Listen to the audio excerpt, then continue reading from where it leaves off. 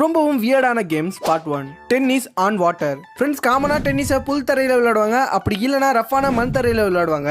ஆனா இந்த ஒரு டென்னிஸ் கேமை தண்ணியில தான் விளையாடுறாங்க. அதாவது தண்ணிக்கு மேல மிதக்கிற டென்னிஸ் கோர்ட்ல தான் இந்த டென்னிஸை விளையாடுறாங்க. டென்னிஸ் உலகத்தோட சூப்பர் ஸ்டார்ஸான ரஃபேல் நடாலும் ராஜர் ஃபெடரரும் பெர்ஷியா வளைகுடாவில் உள்ள ஒரு குளத்துக்கு மேல அமைக்கப்பட்ட மிதக்கும் டென்னிஸ் கோர்ட்ல டென்னிஸ் ஆடி இருக்காங்க.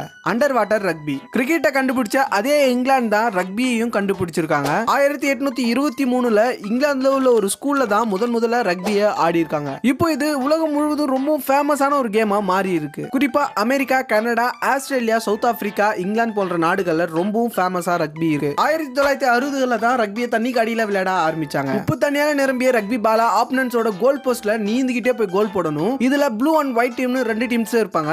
ஒவ்வொரு டீம்லயும் 6 பேர் இருப்பாங்க. ஒவ்வொரு டீமுக்கும் 6 சப்ஸ்டிடியூட்ஸ் இருப்பாங்க. 3 இருந்து 5 மீட்டர் ஆழமா இருக்கிற தண்ணியில தான் இந்த அண்டர் வாட்டர் ரக்பியை ஆடுறாங்க.